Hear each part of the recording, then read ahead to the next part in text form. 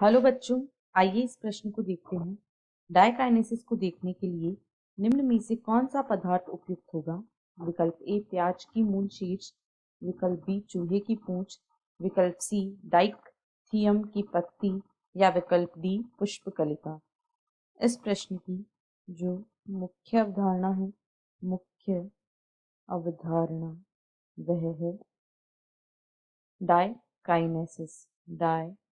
Kinesis हम यहाँ पर देखेंगे कि जो डायकाइनेसिस प्रावस्था होती है वह हमें कौन से विभाजन पर कब देखने को मिलती है और किस में हम इसे देख सकते हैं।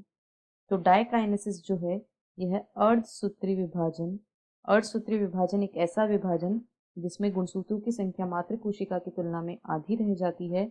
इस विभाजन की प्रथम प्रोफेज अवस्था यानी प्रोफेज फर्स्ट की एक अवस्था होती है। प्रोफेज फर्स्ट जो होता है इसे 5 उप प्रावस्थाओं में बांटा गया है: लैक्टोटीन, जाइगोटीन, पैकाइटीन, डिप्लोटीन तथा डाइकाइनेसिस। और डाइकाइनेसिस जो है यह प्रोफेज 1 की एक अवस्था है। यदि हम अर्धसूत्री विभाजन की बात करें तो जो अर्धसूत्री विभाजन होता है, अर्धसूत्री विभाजन यह मुख्य रूप से जीवों के जनन भागों या जनन अंगों में होता है।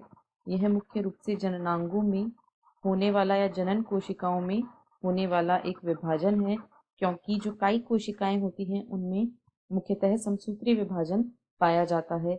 यदि हमें डाइकाइनेसिस को देखना है यानी हमें एक ऐसी कोशिका को देखना होगा जिसमें समसूत्री नहीं बल्कि अर्धसूत्री विभाजन मुख्यतः होता है, यानी अर्धसूत्री विभाजन जो होगा वह पुष्प कलिका में हम देख सकते हैं, क्योंकि जो पुष्प होता है यह पादप का जनन भाग होता है और इसमें पादप के जो जनन अंग होते हैं स्त्री या मादा जननांग तथा नर जननांग पाए जाते हैं, जिन्हें पुंकेसर तथा स्त्री केसर कहा जाता है। पुंकेसर और स्त्री केसर।